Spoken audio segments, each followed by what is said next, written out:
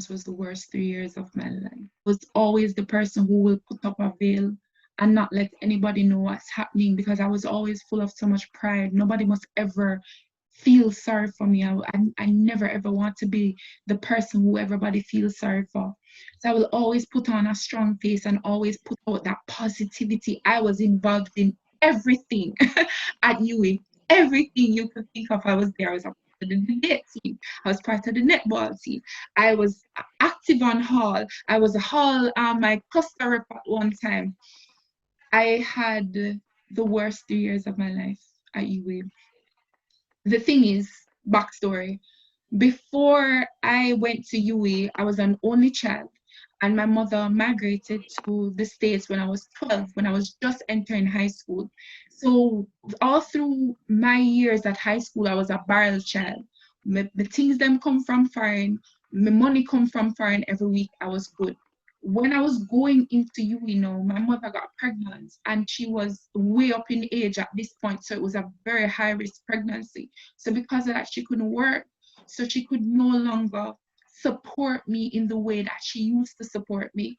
And she was the one who told me, "We must go along a UE." Mind you, at the time, I had no idea what I was going to do, because I was still so lost. I was still so fearful, despite the fact that I was doing all of these things. I mashed up high school. I came out with high grades and everything, got into UE, but I had no idea what I wanted to do with my life, because I just did not want to fail. And what a lot of people didn't know was that I grew up wanting to be a lawyer, and a lot of people tell me that you would be a great lawyer, you would be a great lawyer. I grew up wanting to be a lawyer, but I was told at a young age that only liars become lawyers. And because it was drilled into me that I'm a prof and I will grow up to be nothing, I was afraid. I had the grades, but I was afraid to even apply for law school. So I didn't even go there, because I just thought I wasn't worth it. I was afraid of applying, because I was afraid of the rejection. I already told myself that I'm not bright enough to apply for law school. So I went into UE and just started in education. And I did my first year in education, and my mother is pregnant at this time and can't really work. So she's just working just to pay my school fee. And because of that, I had nothing else. And at the beginning of UE, I thought everything would be great, because she was the one who told me to go to UE. So I thought she had things in place, but she didn't. So I went on hall, I got my scholarship to pay my school fee, but she needed to pay my hall fee. And almost every year I was kicked off hall because the money wasn't coming in. And what happened is that my father wasn't present. My father has never really been present in my life like that, especially financially. We don't have a bad relationship, but especially financially, he wasn't really there. So I solely depended on my mom. And what happened is that I've never experienced that kind of life before, where I don't know where my next meal is going to come from. I was so broke, Crystal. I was so broke at UE, and I'm living on Rex Nettleford Hall, and I'm doing all of these things, and nobody understands that. There was a point when I was at UE and couldn't even afford snacks. I couldn't afford bread. I used to, when I had money, like if I get $1,000, I used to buy flour and rice. And if I'm studying in the middle of the night and hungry, I can't even reach for a pack of crackers because I didn't have the money to buy it. So what I had to do was get up in the middle of the night and go knead dumpling and boil them there, and that would be my snack that keep me through the night while I was studying. UE was hard for me. Wanted to survive you. And sometimes I'll just be walking through the cluster yard, and a friend of mine would just call out and say, "Yo, Vicky, eat it. We cook one big pot of this or that, you want some?" And I'm like, "Yes." And they wouldn't even understand that I had no idea that what I was going in to eat. And when I was at UE, I made up my mind that I sat there and I said, "Vicky, with everything that you're going through," because this was so new to me. I've never been taught anything before, because I was my mother's only child. I wasn't rich. I didn't grow up rich, but I never grew up short of things. And I sat myself down and said, "What are you gonna leave this place with to commemorate everything you've been through while you're here? Because this is gonna be hard. You can see it already. So this is gonna be hard." And I made up my mind that I'm going to leave with my first class honors. So after my first year, I switched majors. I started linguistics. I got to go to Suriname. My class got to go to another country because you have to study languages, you have to study Creoles, you have to study accents, you have to study all of that. And I was so broke, I could not take not even one of those trips. And one of the trips, them Crystal, was to my own backyard in St. Elizabeth.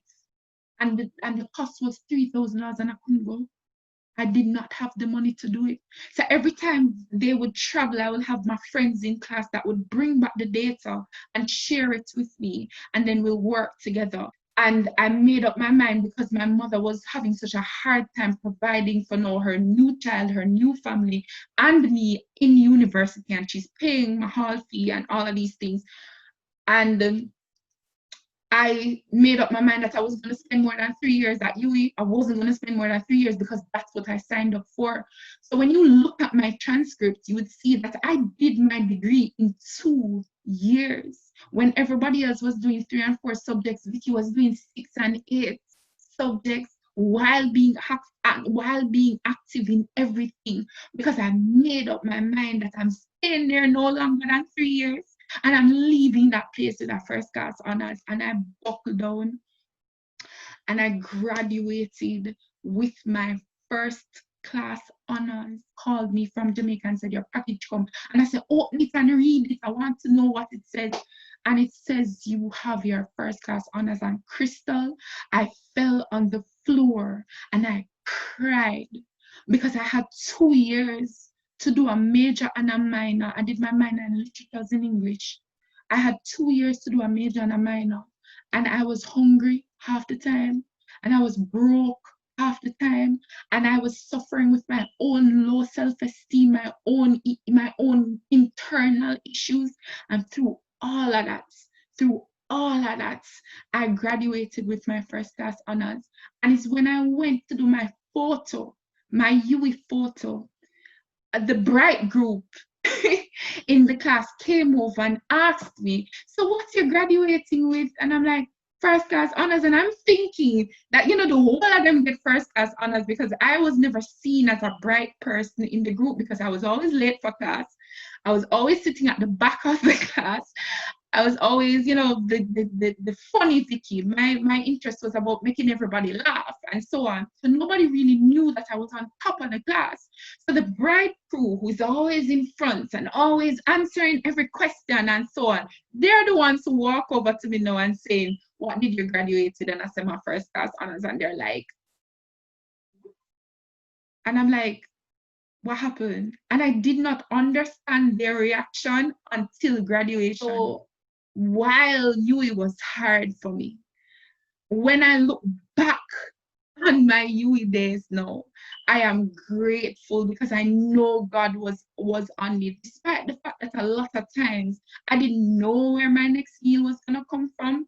I never went to bed like starving. And at that time, I didn't understand that God's hand was always on my life, always. And it's now that I'm a Christian, I can really look back and understand. Just like the song says, the story you'll tell.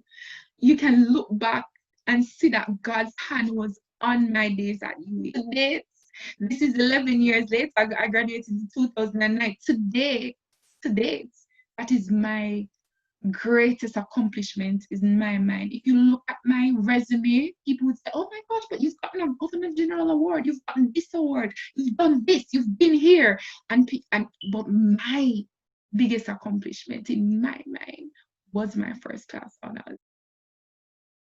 When it comes to achieving goals and being productive, anything you're doing, even though when I'm doing assignments, I sit down and I'm same thing with school. Jobs are still out there. There are so many free avenues that people are using in the wrong way. If you want to market yourself, if you're serious about whatever field you want to be in. Thank you so much for taking the time out to watch this video.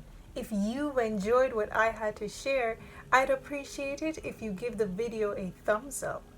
subscribe, and share it with someone else who may be able to find it helpful. So looking forward to talking to you on my Facebook account and on my Instagram account.